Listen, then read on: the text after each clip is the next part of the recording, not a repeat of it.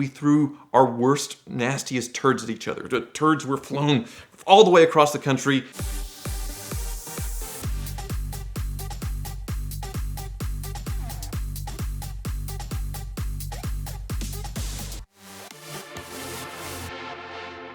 I'm sure you're wondering, in the best collector car market that the world has ever seen, ever, am I still losing money? And the answer is yes, I am. But there is some good ones in here. And I'm going to start, I guess, I can't list every car because it has been a few years since I've been in here. And I guess we'll start with one of the highlights, a 2004 Lamborghini Gallardo. It was a 2004 gated manual. I bought it with only 3,000 miles from Ferrari of Denver, sold it with 6,000 miles, bought it for $105,000. Ed thought it was a very bad deal, but I knew that it wasn't. The early cars aren't supposed to be worth as much, but it was a beautiful color, super low mileage, and I was ready to sell it around the time that I was finishing up the Murcielago that Ed sold me, and I got the friends and family discount. He made only like $20,000 off of me. So that car is finishing up. I thought, well, it'd be totally absurd to have two Lamborghinis at once, so let's sell one. That practical thought has obviously changed recently, which I'll describe in another video, but okay, off track here. So I wanted to get rid of the Gallardo, and they actually had a cool Ferrari that I wanted at Ferrari of Denver, and I thought, well,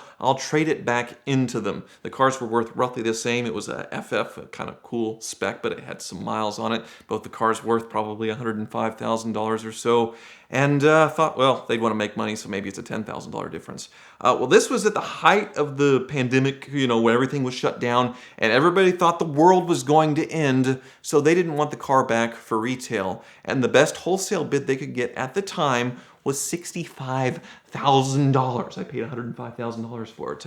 So obviously I was quite offended and thought the world was ending. Picked up some really good deals at the time, but as we all know, those deals didn't last, and then people were stuck at home and started buying cars like crazy, and the prices have shot through the moon. I ended up selling that Lamborghini for $110,000 that summer or so, a few months after that, and that was actually pretty light compared to what they're selling for now. That's probably a $120,000 car. So I more or less broke even on it, which is amazing for me. I'm very happy, but it keeps getting better. A good example of this is a car that I had no business making any money on. It was a 2000 Porsche 911 Cabrio that I bought for $5,900. It was a mess. It's all torn up on the inside. The top's all shredded. And I put some money into it, fixing a few things, but not really. It's still a tired 911 with 170,000 miles. No record of any IMS bearings being done. And I decided to paint it plum crazy purple. I let my daughter pick the color. We took it to Mako. They painted it. There's overspray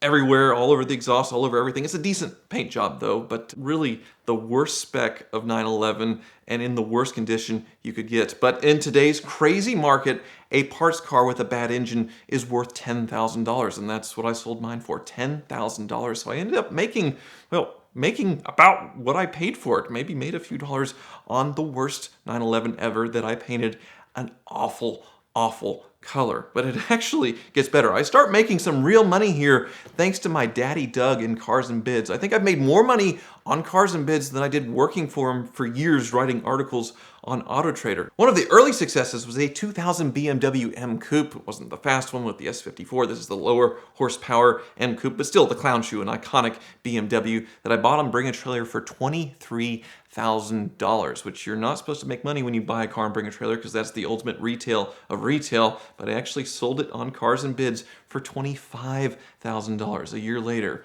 That shouldn't have happened. With a gated manual transmission, 34,000 miles, a little on the high side of miles for a collector car, but still very nice British Racing Green. Like I said, a manual transmission. Bought that on Bring a Trailer for $25,007. Sold it on Cars and Bids for $34,007. I put $3,000 into it, but I still had an amazing payday on a DB7, which is not a very desirable Aston Martin, but well, Cars and Bids in this crazy world we live in. A really strange one though is a 2000 Ford Excursion. I made a lot of money on this on Cars and Bids. Bought it for like $11,000, maybe put $1,000 into it.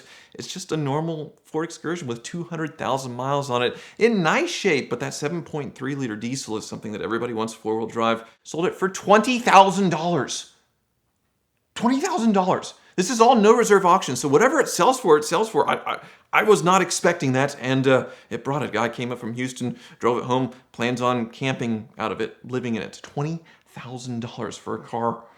I guess they're collector's items now because people want everything. The next one is another weird one, a BMW 325iX. It was a 1988, I think, so the E30, popular chassis, but the iX isn't that popular because it's not very fast. Everybody wants the 325 IS with the manual. This one was a manual transmission, all-wheel drive, kind of cool. Looks like a 325 IS, but it's not that, and it's certainly not an E30 M3, but those cars seem to be bringing up the lesser E30s, because this one I bought for $8,500, spent maybe $3,000 fixing it up, and sold it on Cars and Bids for $21,000. $21,000 for an almost 100,000 mile E30 325 iX that I was buying 5 years ago, or 10 years ago when I was a car dealer, for next to nothing.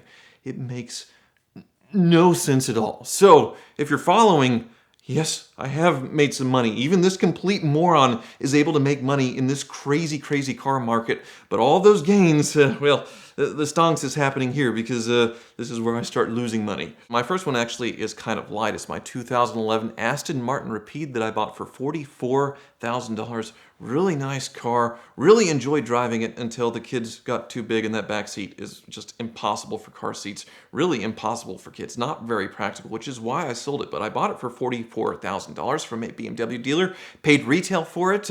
Drove it quite a bit. Not the nicest one in the world, but I actually sold it for $43,000 without putting, well, hardly any money into it. I think I bought wheels for it. So a couple $1,000 loss there. To drive a car like that for a year, I'll take it. That's amazing. The losses, though, well, they get pretty staggering from here. The first one is my 1991 Bentley Turbo R that I actually traded into that car. I traded an E63 wagon that I think I listed in the last update that I lost a bunch of money on. But with that car and then buying this Bentley, basically we threw our worst, nastiest turds at each other. The turds were flown all the way across the country, and I got this Bentley, he got the E63, and we were both covered in doo-doo. And this was bad. I barely got to drive this car in the year and a half that I owned it because it broke so much. Do not buy one of those cars. The mineral oil system is terrible. The engine leaks from everywhere. The electronics,